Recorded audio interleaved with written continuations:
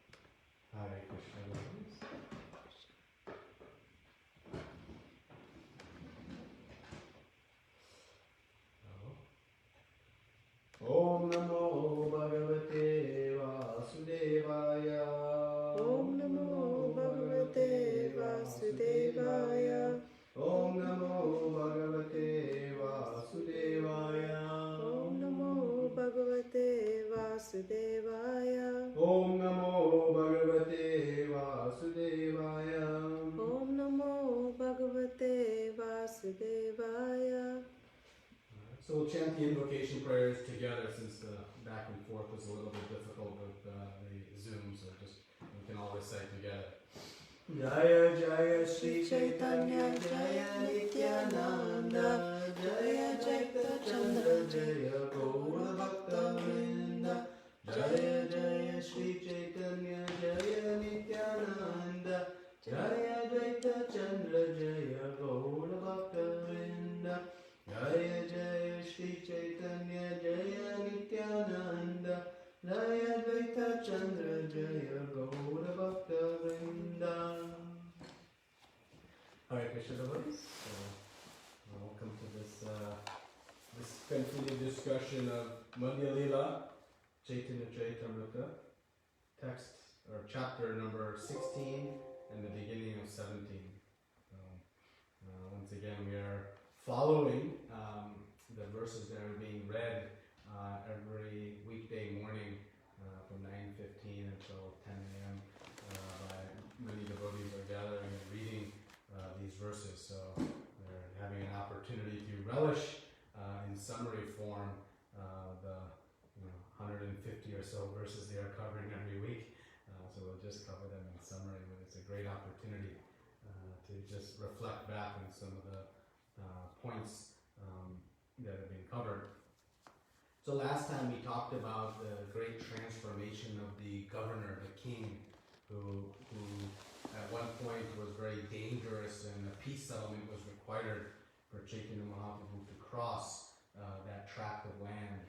And with just a few moments of association, his whole heart was transformed to the point that when Chaitanya Mahaprabhu crossed the river Ganga in a very wonderful boat given by the king himself, that the king received him and fell at his feet and worshipped him and was exhibiting ecstatic symptoms of Krishna prema. So he went from wild drunkard to ecstatic devotee of the Supreme Lord. And it seemed like just in moments. And we talked about how his mood of approaching Chaitanya Mahaprabhu, in this mood of humility, in this mood of eagerness, inspired such a rapid transformation. And it spoke to the extraordinary potency of Chaitanya Mahaprabhu and his holy names. And in this section we see exquisite demonstration of the potency of Chaitanya Mahaprabhu, that not only are humans able to be transformed, but even the animals of the Jharkhand forest were transformed. So what to speak of us when we approach Chaitanya Mahaprabhu's holy names. And Prabhupada makes such a powerful statement that we'll discuss at the end of this class. Maybe this is just a tease to keep people till the end. We'll talk about one extraordinary statement Srila Prabhupada makes, that when we read, it gives us some hope that we also have a chance in this process of devotional service. So we'll discuss that at the end. We talked about last week also Sachi Mata's beautiful offering to Chaitanya Mahaprabhu, her opportunity to cook for her beloved Nimai, and how she prepares so many wonderful preparations. And Chaitanya Mahaprabhu was so pleased, he circumambulated the offerings first. He was so touched. And of course, my favorite part, Vrindvana Das Thakur says, when Chaitanya Mahaprabhu finished, all the other associates plundered the remnants, knowing the great value of Mahaprasad. So, had a nice discussion last time. And so, as we know in that conversation, Chaitanya Mahaprabhu was on his way to Jagannath Puri. Not to Vrindavan, from Jagannath Puri. And he had reached all the way to Shantipur. And there he was staying in the home of Advaita Acharya and meeting with all the associates of Gauda Desh. And there we see then he ultimately decides to turn back and go back to Jagannath Puri. And in this section of verses we read that because he was being followed by millions and millions of people, there were new roads being created in a thick jungle just by the foot traffic of the followers and such a great commotion was taking place by the attraction of Chaitanya Mahaprabhu, that Sanatana Goswami had given him the idea that maybe he should go to Vrindavan in more of a solitary mood. And so Chaitanya Mahaprabhu returns back to Jagannath Puri, and there he stays for some time through the rainy season, and then makes his way back towards Vrindavan. So that journey is what we'll discuss now. On the way back, some of the pastimes that happened, and then the beginning of his leaving again from Jagannath Puri towards Vrindavan. And that's why the title of this chapter is The Lord's Attempt to Go to Vrindavan. We may not have noted that earlier, but it is attempt because he goes back. But don't worry, rest assured, in chapter 17, we're going to read about Chaitanya Mahaprabhu's reaching Vrindavan and some beautiful activities he performs there. So, I thought we could discuss kind of three sections today, time permitting. We'll discuss all three. The first is a few verses from the beginning of this section, which discuss Raghunath Das Goswami. And we'll see how he was very patient and the instruction of letting Krishna's plan unfold that is very pertinent in today's time. Then we'll discuss, the second topic is Rupa and Sanatana Goswami's stone-melting humility. And we'll talk a little bit about that. This pastime was described earlier in Madhya Lila, but it's so sweet it's worth discussing a little bit here. And then we'll discuss the pastimes of the Jharikand forest. And that pastime, many of us have heard a few times in different ways, so we'll not go so deep into it, but we'll talk about a couple specific points that Srila Prabhupada makes in some of the purports. So with that, we'll read the verse that we'll read today is verse 237. This is again from Madhya Lila, chapter 16, and it reads, Stirahane gareyao namo vatula krame krame payaloka baba sindhu kula. Translation and purport by His Divine Grace A.C. Bhaktivedanta Swami Srila Prabhupada. Be patient and return home. Don't be a crazy fellow. By and by, you will be able to cross the ocean of material existence. As stated in Srimad Bhagavatam, Samsashita ye padapaleva palam, mahatpadam punya yaso murya, baba budir vatsa padam param padam ya vipadam natesham. Very famous verse. This material world is just like a big ocean. It begins with Brahmaloka and extends to Papaloka. And there are many planets or islands in this ocean. Not knowing about devotional service, the living entity wanders about this ocean, just as a man tries to swim to reach the shore. Our struggle for existence is similar to this. Everyone is trying to get out of the ocean of material existence.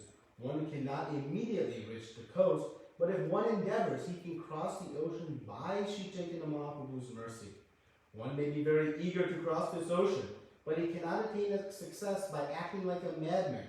He must swim over the ocean very patiently and intelligently, under the instructions of Sri Chaitanya Mahaprabhu or his representative. Then one day he will reach the shore and return home back to Godhead.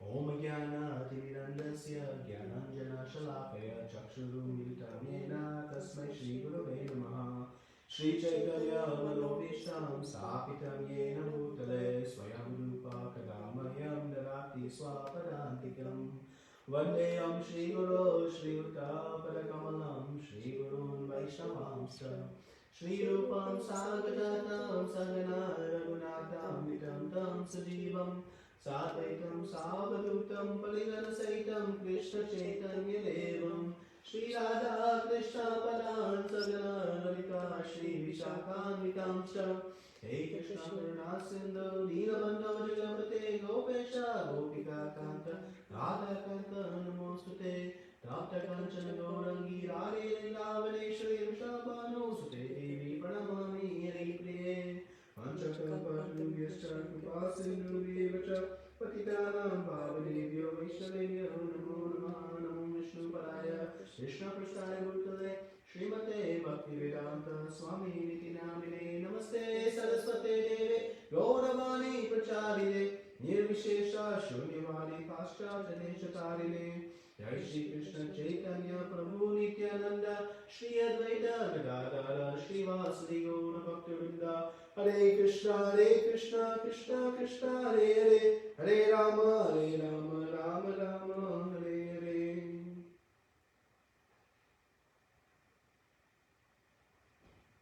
Hare Krishna. So here Chaitanya Mahaprabhu is receiving Raghunath Das Goswami. And Raghunath Das Goswami is a very wonderful devotee. He grew up in a very wealthy environment. His father and uncle were great landholders, and they had quite wonderful facilities. And they were very pious parents. They were supporting all the residents of Navadvip with various means, using their wealth to support them. But Raghunath Das Goswami, from very early age, had a mood of renunciation. When Haridas Thakur, came from the Benapole area to the area of Bengal, Raghunath Das Goswami met Haridas Thakur when he was just a young child and was blessed with the great fortune of meeting a pure devotee, and his heart was constantly engaged in rendering service to Krishna. And he had met Chaitanya Mahaprabhu previously, and he expressed a desire to renounce and join him. But Chaitanya Mahaprabhu said, you're still young, and sent him back home. And now, as Chaitanya Mahaprabhu has reached Advaitacharya's house, and Advaitacharya, being very dear to Raghunath Das Goswami's father, Raghunath Das Goswami presented a petition that let me go and see Chaitanya Mahaprabhu, and knowing that Advaitacharya was a very favorable home to go, he was likely to receive the blessings to go. And so Raghunath Das Goswami is going with his father's permission to stay with Advaitacharya and have association with Chaitanya Mahaprabhu. And it's explained that Raghunath Das Goswami, he had many servants. He had 5 people just watching over his security. He had a 5-person security team. He had 4 people just to look after his comforts. And he had 2 people who were just cooking for him. So he had 11 servants, 5 plus 4 plus 2. He had 11 servants who were caring to every one of his needs. Yet, he wanted nothing to do with that. As soon as he met Chaitanya Mahaprabhu, he said, and he was acting in a very renounced mood, and he desired to run away from home and go to Jagannath Puri. And Chaitanya Mahaprabhu then says this verse, reads this verse or speaks this to Raghunath Das Goswami. He says, be patient and return home. Don't be a crazy fellow. By and by, you will be able to cross over the material existence. So, he was completely detached from all of this. But Chaitanya Mahaprabhu is saying, to be patient. To cross over an ocean, one must be very steady, work under intelligence, and be patient. It will not happen overnight. So sometimes, we may get fanatical in our devotional service. But we see a nice instruction here, that one should be patient. And Srila Prabhupada says that one may be very eager to cross this ocean, and that is very good, but one cannot cross it acting like a madman. Instead, he must swim over the ocean very patiently and intelligently, and then under the instruction of Sri Chaitanya Mahaprabhu or his representative. So with the instruction of Sri Chaitanya Mahaprabhu, in this case, Raghunath Das Goswami is assured that he'll be able to make progress. And then Chaitanya Mahaprabhu says in the next verse, you should not make yourself a show bottle devotee and become a false renunciate. For the time being, enjoy the material world in a befitting way and do not become attached to it. So here in the purport, Srila Prabhupada speaks very elaborately about this topic of renunciation. Raghunath Das Goswami is clearly exhibiting a mood of pure renunciation, but this discussion is being guided for us in that renunciation must be done intelligently. And Prabhupada is quoting from Bhakti Siddhanta Saraswati Thakur's commentary about the Markata Vairagya, the monkey renunciant. And the monkey looks like a renunciant. It is naked, no clothes, and living in the forest. But its mind is fully consumed with food and sex life. And so like this, one is encouraged not to be a false renunciant or a show bottle renunciant. But what does real renunciation means? Well, first of all, renunciation only occurs, as Srila Prabhupada says in this purport. He says that when one is convinced of the futility of the material world, and Prabhupada uses the word disgusted with the material world, then one can renounce. And one sees that the material attachments, they are a stumbling block to bhakti. Until we have faith that actually this material world is dukhalayam and ashashvatam, misery and temporary, we may hang on to it, hold on to it. And that holding on to that material desires is an impediment to our spiritual life. So just like if I am walking from here to my desired destination, and if I'm holding on to some heavy bag, it is going to slow my progress. But if I know, wait a minute, this bag has nothing in it, just a bunch of stones, let me leave it back and go forward, then I can go very quickly. But until I let go of that bag, I'll have to make very slow progress. So like that, Prabhupada is saying that once one is convinced that this bag of material desires is useless, it is disgusting, as he says, or futile in our attempts for happiness, then this renunciation, this mood of renouncing the material desires can take place. And of course, we've had experience with it over and over and over again, so it's just a matter of us learning it. So, when that takes place, what is this real renunciation? So, Prabhupada quotes this verse, this Anashaktasya Vishayam Yatharam Upayanjate Nirbana Krishna Sambandhe Yuktam Vairagya Uchite. So what is real renunciation? Because when we hear the word renunciation, we become scared. Oh, I don't like that. I don't want to renounce the world. And actually that is what we are being advised of. We must understand what is Yukta Vairagya. So real renunciation is that we use what we have. We keep what we have. But we use it in Krishna's service. So as Chaitanya Mahaprabhu says in this world, the material world in a befitting way, and do not become attached to it. So Chaitanya Mahaprabhu say, don't run away from whatever material things you have, but don't become attached to it. Use it in the service of Krishna. So real renunciation is I renounce what I have for my own sense enjoyment, but I use what I have in the service of Krishna. So one doesn't abandon their home, abandon their family, abandon their profession, abandon their wealth. No, but one uses that in the service of Krishna and not in their own sense gratification. And that is called Yukta Vairagya, real renunciation. So the real sannyasi also goes to the office, also has a home, but it is used exclusively in the service of Krishna. And this idea of renunciation, we know that Arjuna asked this question at the beginning of chapter 3 and the beginning of chapter 5 in Bhagavad Gita to clarify this understanding of renunciate. So Chaitanya Mahaprabhu was giving a very practical instruction to Raghunath Das Goswami. One, be patient. Let Krishna's plan unfold. Right?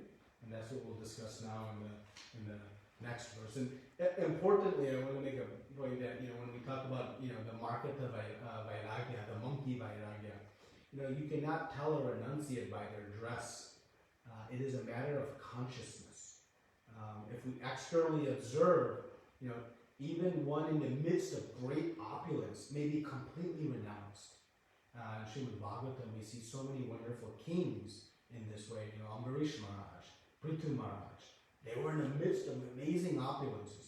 But as soon as that duty of ruling they were free from, they ran away to the forest.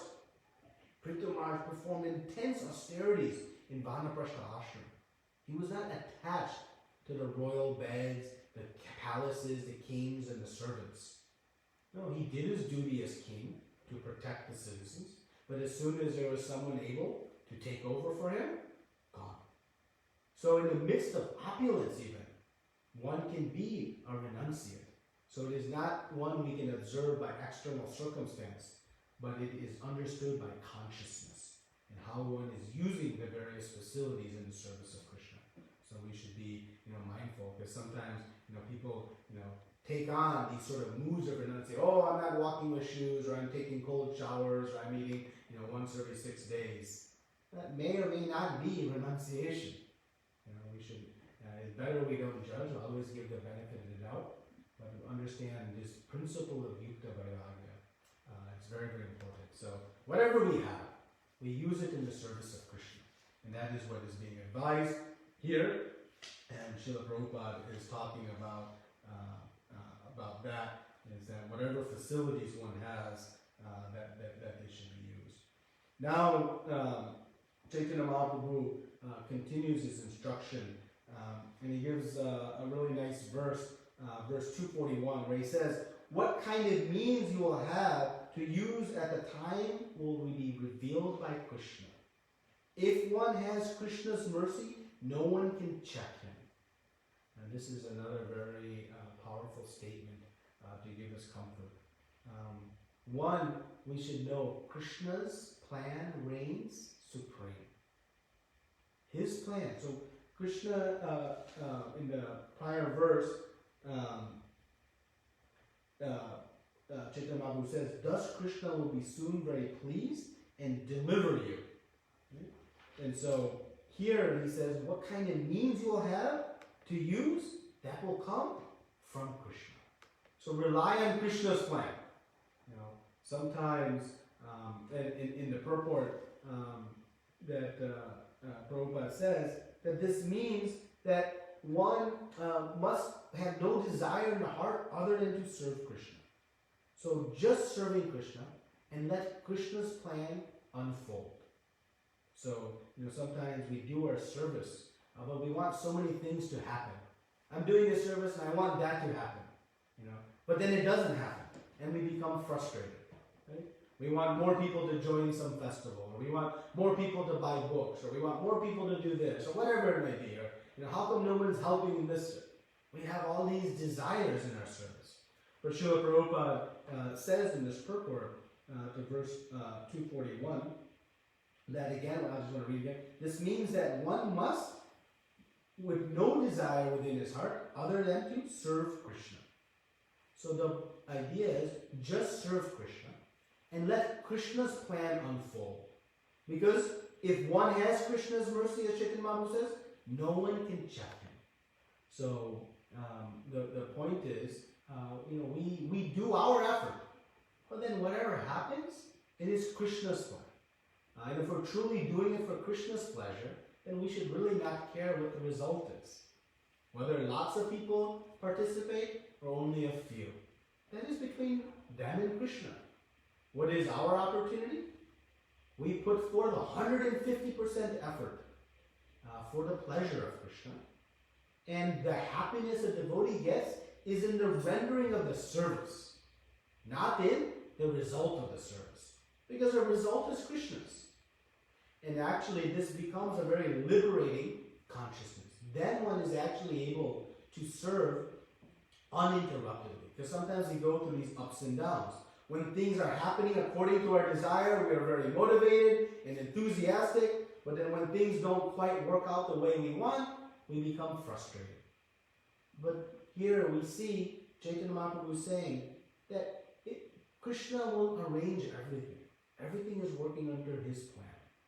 And I remember I had this experience personally. I'll just share here quickly. But you know, had the opportunity to render some service for Rath Yatra. And this was a long time ago, 13, 14 years ago. And we were in a series of Rath Yatras where extreme rains were coming.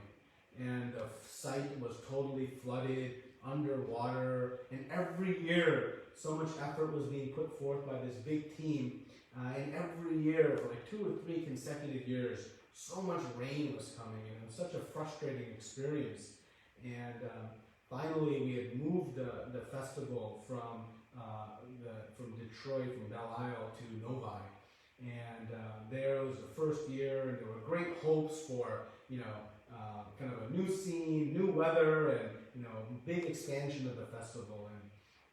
And so starting like a week before, I started looking on the weather app and seeing what the prediction of rain was, and by 3 days before, I became basically a meteorologist and trying to study air pressures and air systems and trying to figure out what was going to happen. And by Friday night, the festival was on Saturday of this year, I think this was 2009 if I'm not mistaken, and it was showing like 80% rain. And I was distressed. I was pacing back and forth in my house, and I was checking this radar and that radar and trying to do all kinds of algorithms and think how the rain would come. And my father, he just looked at me, and this was like 9 or 10 o'clock at night, the night before. He says, "Don't you know? If Lord Jagannath wants it to rain, it will rain. And if he doesn't, it won't." And it was just like the simplest of statements. I was like, wow, yeah. And so, went to bed that night, and all night I'm hearing the pitter-patter of rain on the window, and I'm thinking, all right, Lord, whatever you want. Of course, I didn't quite buy into this. Finally, like 3 or 4 o'clock in the morning, I just said, whatever, it's going to happen now. And I knew it was just like, and we got to the festival site, and somehow it showed an 80% chance of rain that morning. And by the time we got there, not a cloud in the sky, completely blue. And my father looked at me and said, "See, he didn't want rain. It wasn't anything you wanted." And it was just a sweet realization that sometimes in our service we want so many things, and even the intention might be good, but we have to understand there's no value in angst over it because Krishna's plan reigns supreme. So our job, just do the service. Whatever happens, happens. Because that allows us to surrender this idea we are the doer. And sometimes Krishna, for our own blessing, undoes all of our plans. And it's a great blessing. And he shows us, I am the doer, my dear son, my dear daughter, but you please keep serving. And when we do, you watch him reciprocate, and he reciprocates in ways beyond our experience. And so, by having this understanding, it allows us to remain steady, whether results come or not. And the flip side is also true. When the results come, if we think, oh, yes, no, it is Krishna's. So if it happens, yes, Krishna won it. But our effort should be steady. And then we can measure our detachment by how steady am I, whether results are coming or not. Because, again, with Krishna's mercy, no one can check him. So Raghunath Das Goswami is being guided here by Chaitanya Mahaprabhu. You just do your work, put your head down, and let Krishna's plan unfold, and it will happen. And it is a very important instruction for us. And if we read Lilamrita, Prabhupada's Lilamrita, oh, Krishna, you read the years between 1945 or so and 1967, these 22-year period, you will see this extraordinary faith of Srila Prabhupada in Krishna's plan. Because seemingly everything that Srila Prabhupada was doing was not generating the result you or I would think we would want. But Prabhupada never became discouraged. He knew this was all Krishna's plan. And he was distributing back to Godhead by himself. Nobody was taking. His league of devotees, was the place they had in Jhansi was taken away. Over and over again, setback after setback after setback. His transcripts of the Bhagavad Gita that he worked so hard for, gone. And you would think, why Krishna is doing this? Because Krishna has a supreme plan. Even the first 2 years when he arrived in New York, we don't see so much about 1965 and 1966. It's kind of a dark period if you look at it externally. Because so many setbacks. Prabhupada being chased out of a flat because his roommate had gone mad on drugs and he's stepping over people who were passed out and urinating on the steps, and just a very dark situation. Again, from our observation. But Prabhupada, fully steady in the plan of Krishna. He never once lost faith and remained determined. And of course we know that glory 10 years from 1967 to 77. But that was on the backs of 20, 30 years of work that was met with supposed setbacks. So yeah, in our service we may face obstacles, but they're nothing compared to what Srila Prabhupada faced. And thankfully, he, being a pure devotee of the Lord, understood this instruction very clearly. And he knew Krishna's mercy would reign supreme. And so, to take hold of this, and it's very liberating. It allows one to take very strong actions and be very sincere in the midst of even setbacks, knowing it is Krishna's plan. So our job, just do the work. In that way, we'll be very successful. So just a few verses from Raghunath Das Goswami. So now we'll talk a little bit about Sanatana Goswami and Rupa Goswami. They, Chaitanya Mahaprabhu met them in Ramkeli. And Chaitanya Mahaprabhu in this verse is speaking to the associates about his meeting. So he's not speaking directly to them.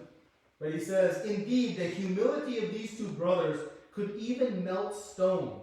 Because I was very pleased with their behavior, I told them, although you are both very much exalted, you consider yourselves inferior. And because of this, Krishna will very soon deliver you."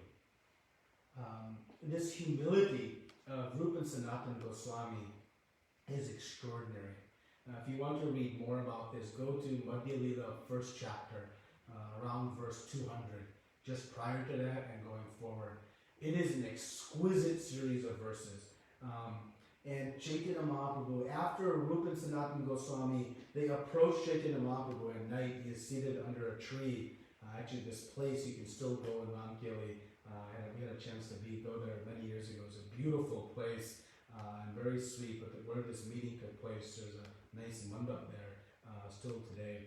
And there they met under a tree. And Rupa and Sanatana Goswami are offering these beautiful prayers and submitting themselves in a mood of humility. And Chaitanya Mahaprabhu says, "Stop! Your humility is breaking my heart." Their humility was so pure. It was not rehearsed or just, conventional or out of etiquette, but it was so deep and pure that it was melting the heart of Chaitanya Mahaprabhu. And even you can see now here, some time later, in recalling still that mood of humility of Rupa and Sanatana Goswami was melting the heart. Chaitanya Mahaprabhu says, could even melt stone. So, and what's extraordinary about their humility was they had great qualifications, right? So Prabhupada says in the purport, there's a verse, materially one may be very opulent, experienced, influential, and educated. But if one still thinks himself lower than the straw in the street, one attracts the attention of Sri Chaitanya Mahaprabhu or Lord Krishna. So Rupa and Sanatana Goswami, one was the prime minister and one was like the chief finance minister. They were ruling all of that land. And Hussein Shah, who was running, he was so pleased with their service that he actually left the kingdom to basically Rupa and Sanatana Goswami to run it. And he went out trying to conquer more lands. These are very powerful individuals. They were wealthy beyond measure today. Boatloads of gold coins is explained. So these are very powerful, intelligent, educated people. Yet, they were so humble. It's easy to be humble when we have nothing. But the Rupa and Sanatana Goswami had extraordinary meanings. And yet they were detached and very humble. And we see Prabhupada quotes, for example, King Patuparudra. And we see this in the prior chapters, how he was so humble. And so virtually in every chapter of Chaitanya Caritamrita, you will hear a pastime of a devotee being so humble and it pleasing Chaitanya Mahaprabhu and Krishna. And thus, Chaitanya Mahaprabhu says, Krishna will very soon deliver you. This is the means to attract Krishna. Prabhupada says, such are the qualifications of a pure devotee. And so this is what makes one eligible. So this mood of humility is the great eligibility of our devotional service. It's very, very attractive to Krishna. And Prabhupada says, because of this humble service, Sri Chaitanya Mahaprabhu was very pleased. So we know it's very clear that this is the meaning.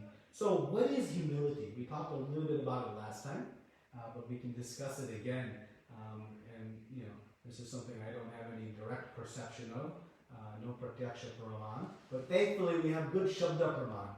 Our acharyas speak very nicely about this meaning of humility, and so we can discuss it from their commentary, and hope that we all, and at least myself, can live this meaning of humility.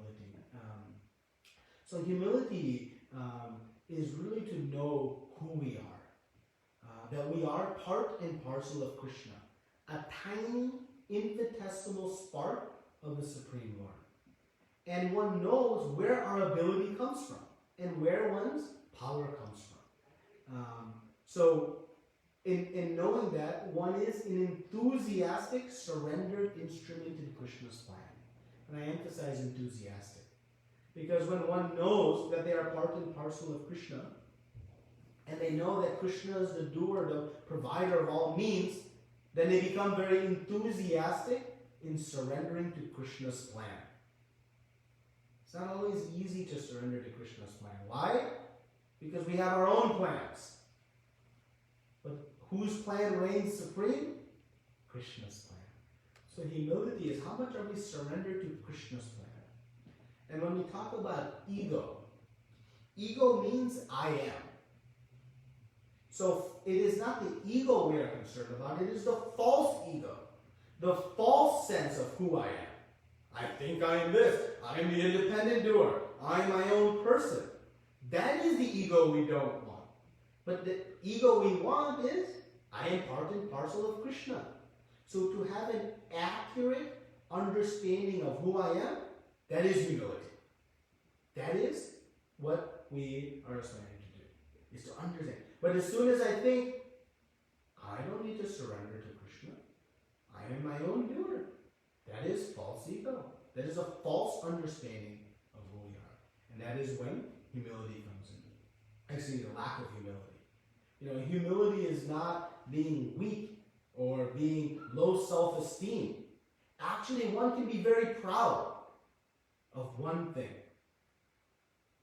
We can be proud that we are part and parcel of the most amazing Supreme Personality of Godhead. And we can understand that yes, alone I have nothing, but connected to Krishna, I have everything.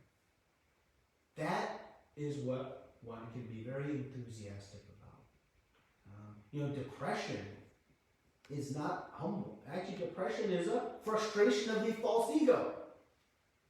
Because what I want, I can't have. So humility is not about low self-esteem. It's actually about high self-esteem. But it's having an accurate esteem of who I am. That whatever I can do, it is coming from Krishna. So when things go well, when something great happens, Krishna wanted it to happen. And yes, he used me as an insignificant instrument in his plan. Some good idea comes. Oh, let's serve Krishna this way. Where that idea came from? It came from Krishna. And the devotee gives credit to Krishna. Not, oh, I'm glad I have my high degree. I came up with this good idea. Oh, it is coming from Krishna. If some good effort has been able to make, and we were serving in some festival, and wow, I really was able to do a lot of hours of service. We should know. With one fell stroke of a headache or some acidity or this, we'd be wiped out. But somehow it didn't happen. Thank you, Krishna, for allowing me to serve in this way. So the humble devotee has big goals, big plans, wants to serve, but understands it is Krishna doing. And if Krishna wants it to happen, it will happen. And if not, no problem. And so the devotee never takes credit for that which he is not doing. He only takes credit for what he is doing, which is a very tiny, insignificant part of the whole. And that is the understanding of this humility. And, we have to be mindful not to try to observe humility. And we have the, very illustrative pastime of Pundarik Vidyanidhi. He was seated in a very opulent way, on lavish couches and chewing betel nut and in royal dress. And it was deemed that, this is a pure devotee. Doesn't look so humble. But actually, he was a pure devotee of the Lord. And how it was revealed? When he began to hear verses from Srimad Bhagavatam, he went into an ecstasy. And so we cannot observe externally humility, just like we cannot observe renunciation always. Okay? So we should not try to judge also in any way. But we can see the mood of humility from different devotees, particularly the reading in Chaitanya Caritamrita. Raghunath Das Goswami, he was 11 servants, 2 just assigned to cooking for him. And when he went to Jagannath Puri, what he was eating? He was eating the remnants of Lord Jagannath that could not be given away free to the free food shelters because they was at that point become decomposed. And they put in the trough for the cows to eat. And whatever the cows would reject to eat, that prasad he would wash and then honor. 2 cooks to that. That's humility. And that's renunciation. And the associates of Chaitanya Mahaprabhu exude this ability and this quality. And so how to develop this humility then? How to develop this understanding? I am a tiny spark of the Supreme Lord. And He is doing everything. And maybe using me as some insignificant instrument. Though He has so many better instruments. He is very, out of His love, using how to develop this mood. It is by approaching Chaitanya Mahaprabhu and begging for this mood of humility. Because this is, you can say, is essential instruction. Because to chant the holy names of the Lord constantly, one must be humble. One cannot chant continuously without Punarapi Sunechena, Karorapi Shishna, Manina Manadena, Kirtanya Sadhani. And the more one progresses in devotional service, the more humble one must become. But in fact, sometimes it becomes harder. Oh, now I know. Now I have it. And if you see the single common denominator, when one, and we don't like to talk about it, but it's at least for our learning there, when one struggles in Krishna consciousness, when one falls from the platform of bhakti, the single common denominator, ego, lack of humility. No matter what our failures may be, whatever our shortcomings may be, if we have humility, it all can be overcome. I may be attached to my material sense desires, I may be full of anger, I may be full of this. If there is humility and sincere desire, one can overcome all of those with great progress. And so in left hand humility, right hand sincere desire, enthusiasm, if we hold on to these tight, they're like rocket fuel in our practice of devotional service. And that's what Rupa Goswami says in Nectar of Devotion. Combine humility with intense desire, and one will make great progress, regardless of whatever shortcomings we might have. And to inspire this mood of humility, as I understand from reading and seeing all of this, is to chant, chant, and chant, and learn from these pastimes of of Chaitanya Caritamrita. So we'll see so much of this. So we'll just keep moving and just wrap up now with just one comment I'll make in chapter 16 in verse 281. There, Srila Prabhupada talks about Vrindavan Dham and the importance of going to Vrindavan Dham. We are very fortunate because he gave us this Krishna Balaram temple. It was such an extraordinary oasis in Sri Vrindavan Dham, and an opportunity for all of us to go and in experience the bliss of Sri Vrindavan in a very comfortable way.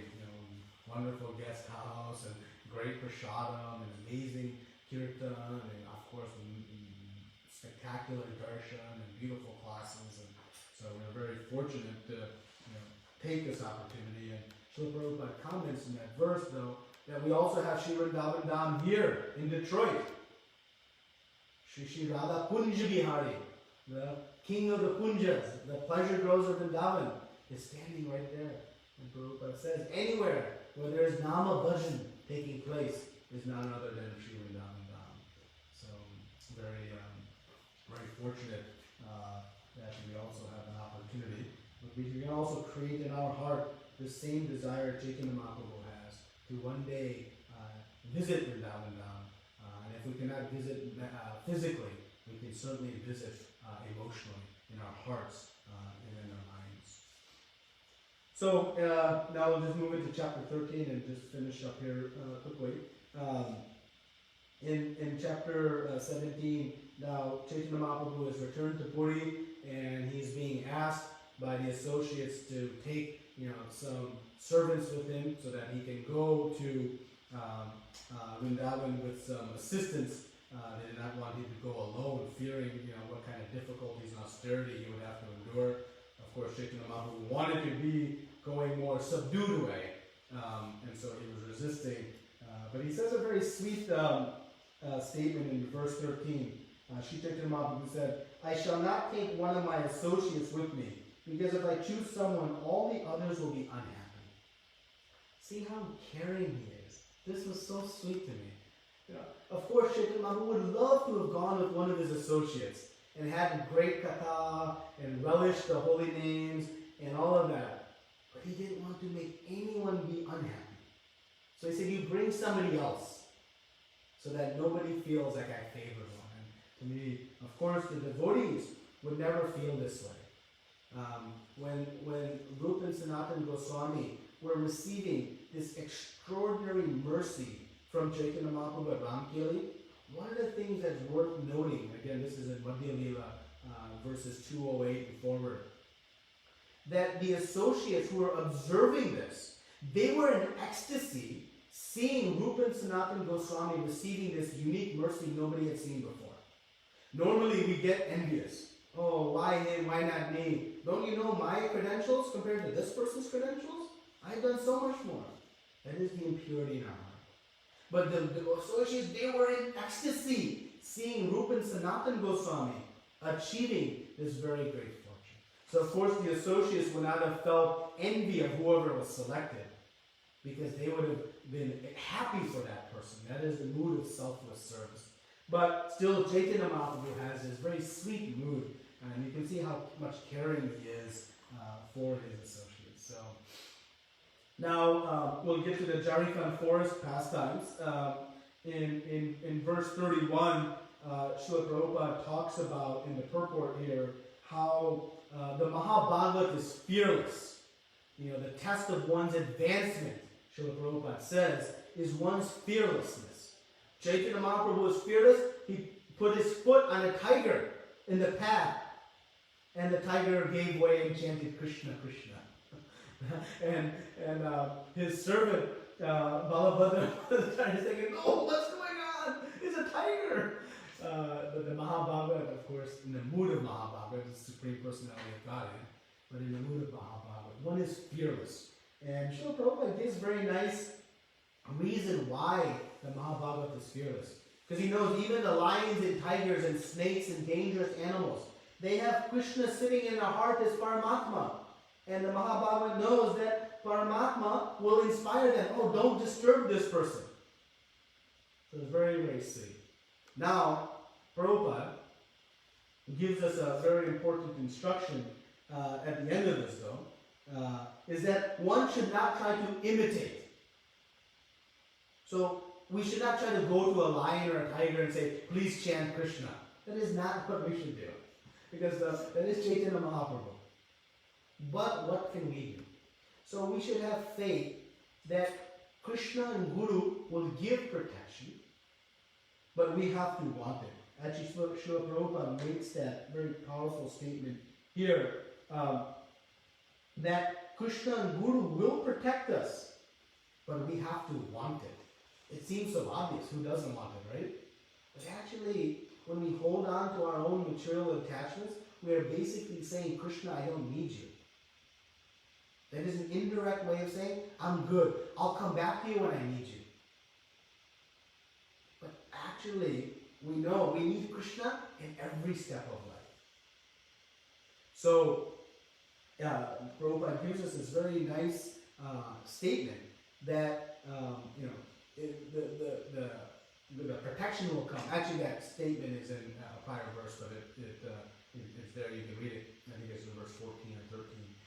But the comment is there. So, what does it mean by following and not following? So, we follow the instructions, but we don't imitate. So yes, we may not go to the Jharkhand forest and preach to the animals and to the tigers and lions, but we can go at least into our neighborhood and into our cities, in our state, and preach to those who are needing. So we may not imitate what they're doing, but we can follow the mood. We may not eat the most stale prasad that the Raghunath Das Goswami was able to do. We should not imitate that. But what we can follow is, we should not be so picky, this is nice prasad, this is not nice prasad. We should honor anything that has been offered to the Lord, understanding His pure mercy. So we can detach from that. We may not be able to imitate, Rupa Goswami giving 50% of his wealth to Krishna. But we can do what we can, the most we can do. So we follow according to our ability. But let us not, try to imitate the Mahabharata. And that is what Srila Prabhupada is guiding us to do in this statement. And actually, one more comment that I wanted to make. I missed this. This was on verse 14. It's an important point that when Chaitanya Mahaprabhu was talking about, bringing a servant with him, he references the prior servant, Kala Krishna Das, who had fallen with him. And Prabhupada makes a statement in this, that Maya is so strong that unless one is determined not to fall victim, even the Supreme Personality of Godhead cannot give protection. So the point here is that Maya is very strong. But if one is convinced of it, then one can be saved from it. And Srila Prabhupada, I will just truncate the story. I was once asked, what's the difference, by one to say, what's the difference between me and you? And Prabhupada said, you can fall down, but I cannot. And Prabhupada later that day was offering, very beautiful, quiet prayers to the Lord. And the disciple later asked, Prabhupada, what were you praying for? And he said, I was praying to Krishna, don't let me fall down. And the disciple said, wait a minute, you told me earlier you cannot fall down. And Prabhupada said, now you know why. Because he didn't say, I won't fall down because, I'm good, I'm safe. No, because he constantly was praying to Krishna, don't let me fall down. So that's where Prabhupada says the Supreme Lord and his representatives always want to give protection, but a person must take advantage of it. So, yes, Maya is strong, but if we pray to Krishna, we can be protected. But if we don't, even Krishna won't protect us. So the final comment we'll make is in verse 51 of this passage in the Jharkhand forest. And here in verse 51, we see something, Prabhupada is talking about, this power of Chaitanya Mahaprabhu. Chaitanya Mahaprabhu is walking through the forest, and animals are dancing and chanting to the holy names of the Lord. Deers and tigers are kissing each other, free of all of their envy. These unbelievable things. They seem mystical and magical. And then what does Srila Prabhupada say? That potency is still alive today. Not 1 ounce of potency has been lost in the last 500 years. So that exact same power Chaitanya Mahaprabhu had in the forest of Jharkhand is still available today. And he says, although Sri Chaitanya Mahaprabhu is not physically present now, simply by chanting his holy names, Sri Krishna Chaitanya, Prabhu Nityananda, Sri Advaita Gadadhar Srivasadi Gaura Bhaktivinoda, people throughout the world are becoming devotees. This is due to the ecstatic chanting of the holy name of the Lord. It is said that a pure devotee can see the Lord at every moment. And because of this, he is empowered by the Lord. Sri Chaitanya Mahaprabhu appeared 500 years ago, but it cannot be said that now the potency of the Hare Krishna mantra, Mahamantra, is less than it was in his presence. That is a very powerful statement Srila Prabhupada makes to give us faith. If Chaitanya Mahaprabhu can convince the heart of the lion and the tiger, then what is the hope for all of us? So much hope. That is the Chaitanya Mahaprabhu's mercy, Prabhupada says, is not the least bit reduced by taking to the holy names. So we're very, very fortunate to read this. And then for a little bit of inspiration to continue this reading, it says, it is not that everyone is able to see Krishna or Sri Krishna Chaitanya Mahaprabhu physically. But if one hears about him through books like Sri Chaitanya Caritamrita and through Parampara system of pure Vaishnavas, there is no difficulty in becoming a pure Vaishnava, free from mundane desires and personal motivations. So by studying the Sri Chaitanya Caritamrita, by chanting the holy names, one can become very pure in their process of devotional service and follow in the footsteps of Raghunath Das Goswami and Rupa and Sanatana Goswami and Chaitanya Mahaprabhu. Not imitating, but following. So this is some of the topics covered in this section of Chaitanya Caritamrita. So we'll continue reading from chapter 17 in verse 53 or so and onwards next week. Thank you very much. Srila Prabhupada ki jai, Ananta Koti Vaishnavrinda. Any questions or comments or corrections, clarifications, or realizations? It'd be nice if anyone would like to share what they enjoyed about this section as well. Wonderful to hear.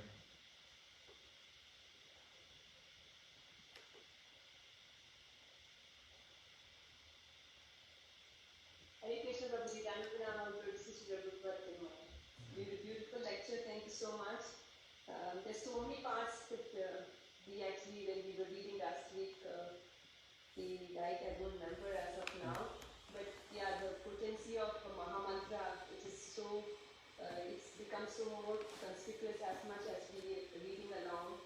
And if Chaitanya Mahaprabhu had just like, he had the potency for bringing about Krishna consciousness among the animals, and they were dancing in ecstasy. So that has so much of potency. And then I think I was reading somewhere when they say that when he says to someone, then that person gets purified, and then it is passes on, and then the other person says the Mahamantra to the third person gets purified.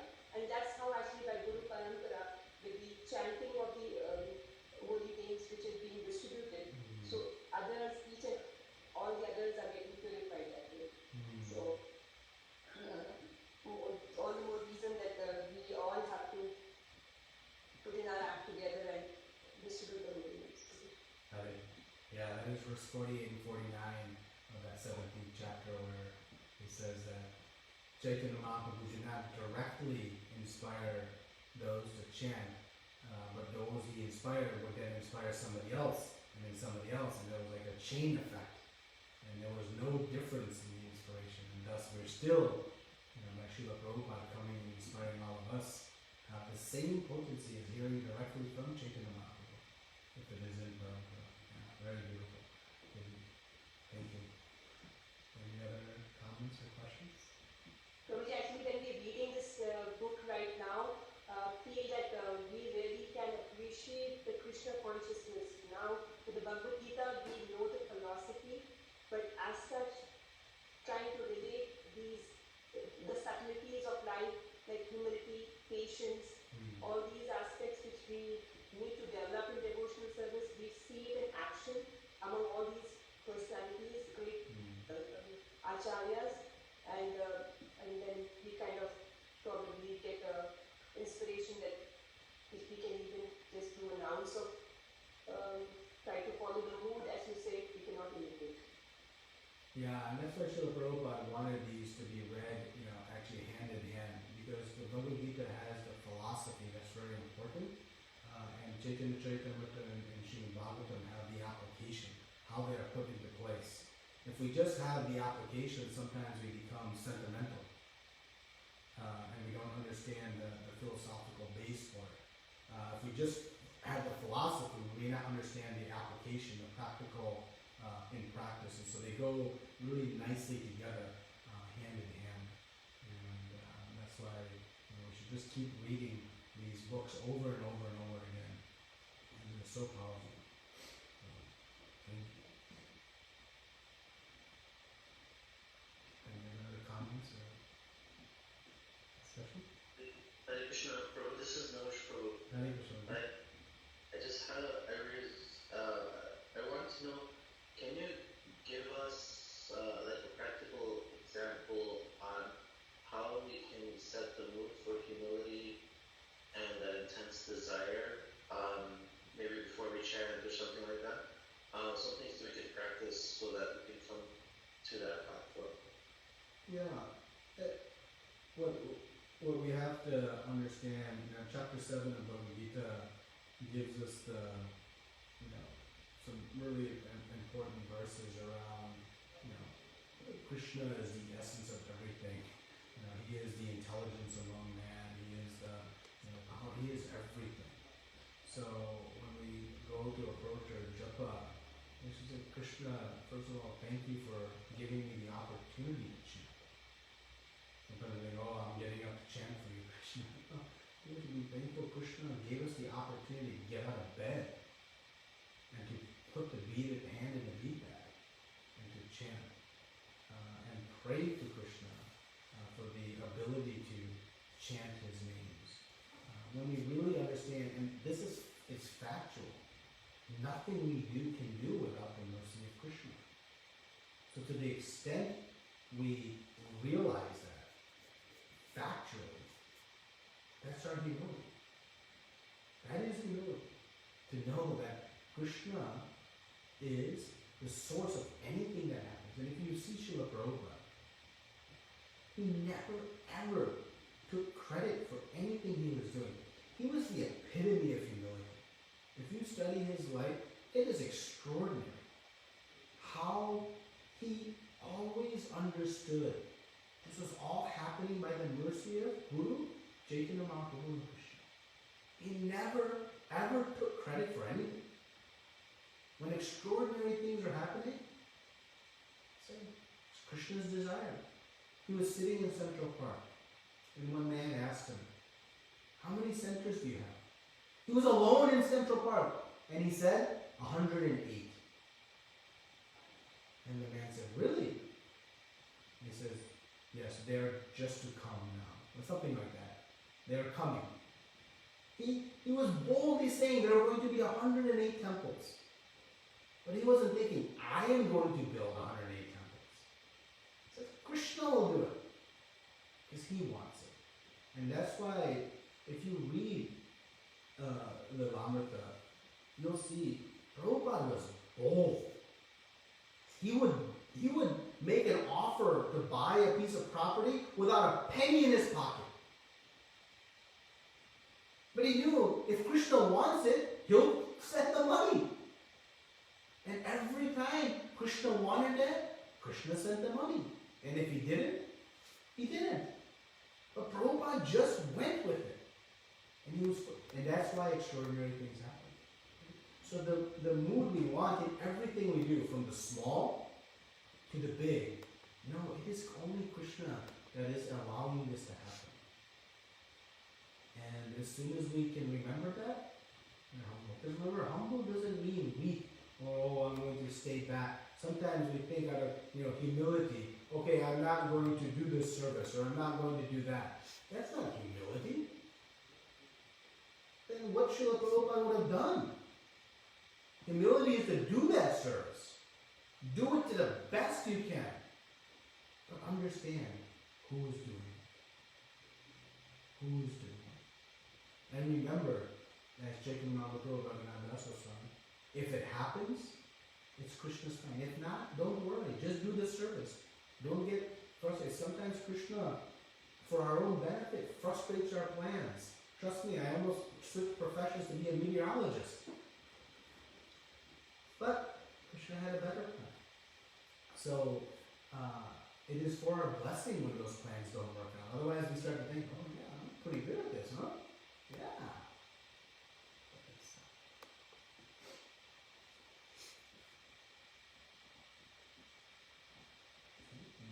Anything else we can discuss? Any other realizations anyone had or would like to share?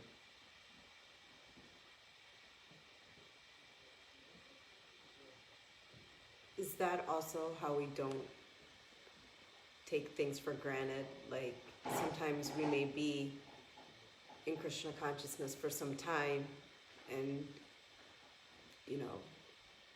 chant your rounds, associate with devotees, eat prasadam, like all of these things are so always around us and so forth. So I feel, sometimes how do we avoid taking those things for granted and losing our humility? Or if we have already achieved somewhat of it, how do you continue to expand upon it versus like losing it? That's when we read the Pasanakala Krishna Das. How he could have fallen down.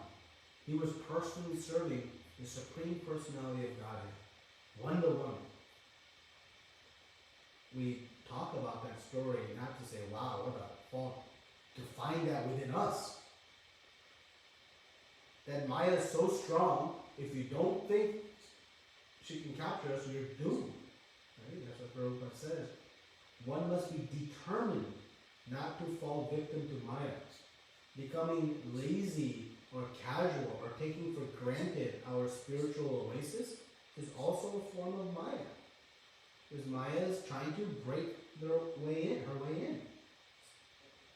So we should be constantly appreciative of how we can render service. And I always appreciate His Grace Javi Guru, who he always speaks about when we go to the temple and render some service. He prays, and I've tried to follow this in his stead. He prays, Krishna, let me come back one more time. Sometimes we go to the temple, we can think, oh, this is home, I can go wherever I want. But you have that mood, Krishna, let me come one more time. Because it's in his hands.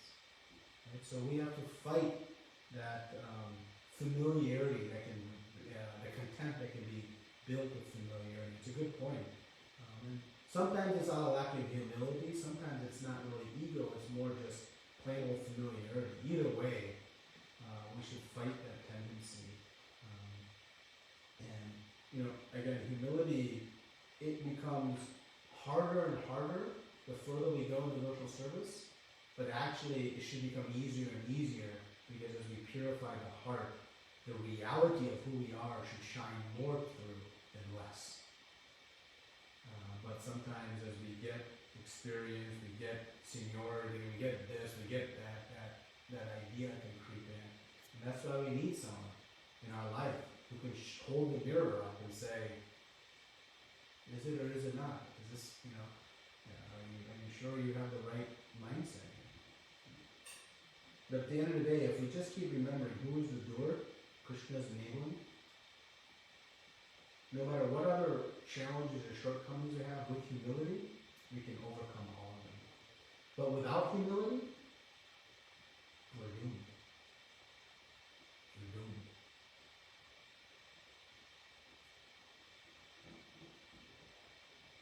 know you said, is Mataji done with the question? Maybe she's Yeah. Yeah.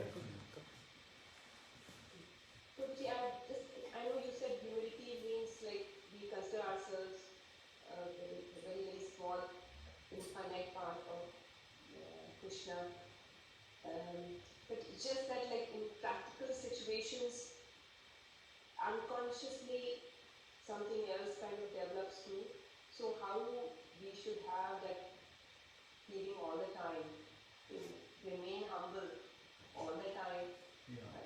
Though we know that we consciously want to practice it, but situations sometimes make us think otherwise. Yeah.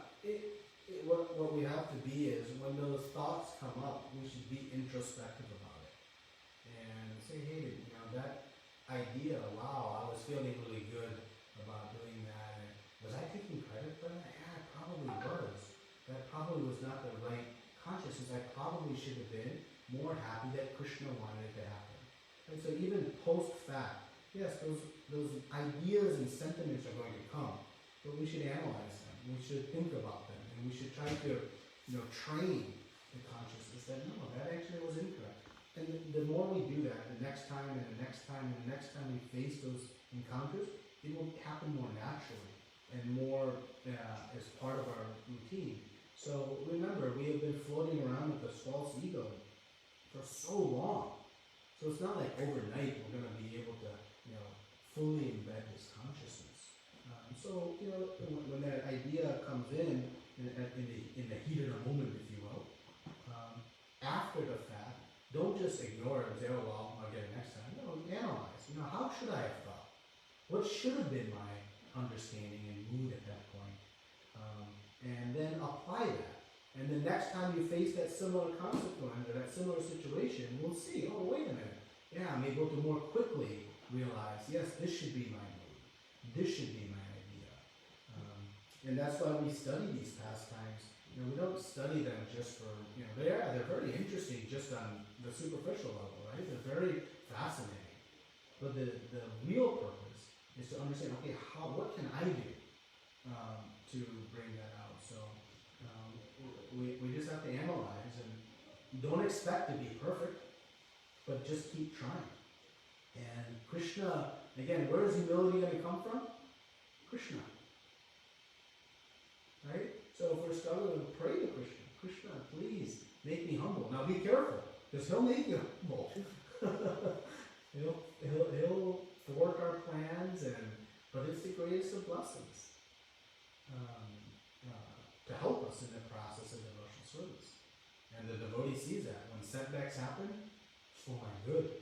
I don't know if I could have tolerated success in that situation.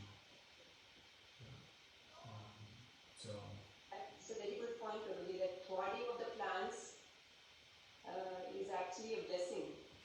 Which actually, at that point of time, we kind of feel disheartened, but as you rightly said. I could share with you many stories from Rath Yatra alone about this topic.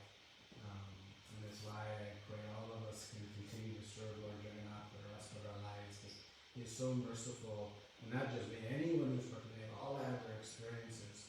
Somehow that festival has the most very profound experiences, but thwarting plans, showing who's in control, inspiring. And the other side of humility, we have to talk about both sides. The other side is, we should not think, oh, I am insignificant, tiny spark, I can't do anything. That's also nonsense. Because now you're saying, a tiny spark of Krishna is insignificant? No, a tiny spark of Krishna is significant. But when it's connected to Krishna. When it's disconnected from Krishna, it has nothing. But when it's connected to Krishna, it can do extraordinary things. So let me, as Krishna says, oh Savya Sachin, you be an instrument in my fight, he tells Arjuna. So the devotee says, yes, whatever I can do in Krishna's service, I'll do. Krishna has many other better instruments than me, but somehow he's allowing me, so let me not embarrass him.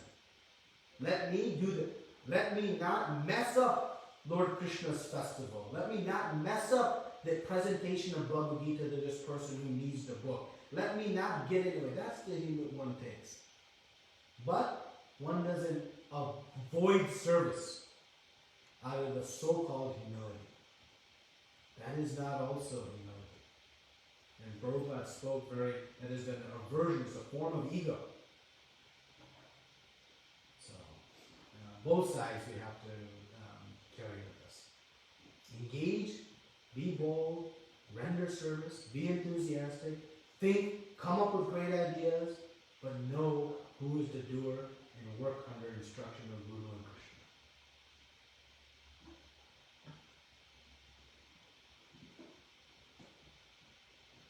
Thank you, Prabhu. Thank you so much. Hare Krishna.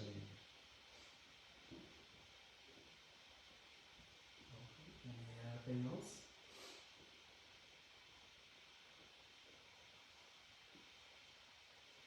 Okay, so thank you very much for this opportunity. Very grateful for all the participants in this weekly call, for giving me the opportunity to read these verses with you. I'm feeling very inspired and hope this can continue. We'll see how long it can. But thank you very much for the gracious opportunity, and very grateful that all of you will speak. Hare Krishna. Shila Prabhupada ki Jai. Adanta Koti Vaishnava Vrinda. Jai. Hare Krishna. Hare Krishna.